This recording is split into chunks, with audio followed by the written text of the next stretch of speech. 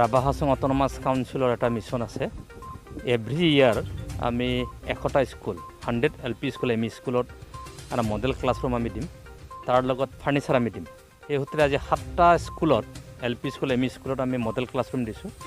17 জোৰা আমি desk bench দিছোঁ ষ্টিলৰ হেডমাষ্টাৰ বহিবৰ কাৰণে চেয়াৰ এণ্ড টেবুল আমি দিছোঁ গোদৰেজ আৰু আলমিৰা বুক চেল আমি দিছোঁ তো তেনেকৈ আমি 7টা আজি মডেল ক্লাছৰুম আমি দিলোঁ কি আমি কোনো কামৰ শুভাৰম্ভটো নকৰে আমি কমপ্লিট হোৱাৰ পিছত আমি ইনগ্ৰেশ্যন কৰিছোঁ যাতে স্কুলবিলাকত থকা যি শ্বৰ্টেজ ডেস্ক বেঞ্চ আছে সেইটো ফুলফিল হয় পাৰ্মানেণ্ট ষ্ট্ৰাকচাৰলৈ আমি গৈছোঁ আৰু সেইকাৰণে এইবাৰ 100টা অহা বছৰ আকৌ 100টা আমি এনেকৈ কাৰ্যখিনি কৰিম এণ্টায়াৰ ৰাভা হাছং কাউন্সিলত 500 LP school and ME schools including all medium Assamese Garo Bodo mediums চব মিলি আমি এই স্কুলখিনি কৰিম যাতে গাঁৱৰ যিটো গভৰ্ণমেণ্ট যিবিলাক স্কুল আছে গভৰ্ণমেণ্ট স্কুলত যিবিলাক ল'ৰা ছোৱালী পঢ়ে তাৰ কাৰণে ভাল হয় আৰু সুবিধা হয় সেই প্ৰক্ৰিয়া কাউন্সিলে আমি হাতত লৈছোঁ এডুকেশ্যনটো যদি ডেভেলপ নহয়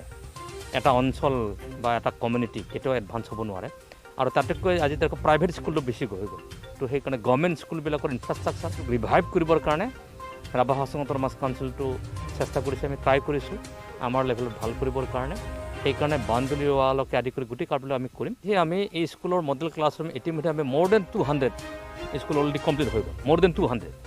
500 যিহেতু আমি টাৰ্গেট লৈছোঁ বাকী ৰিমেইনিং পাৰ্টখন আহি থকা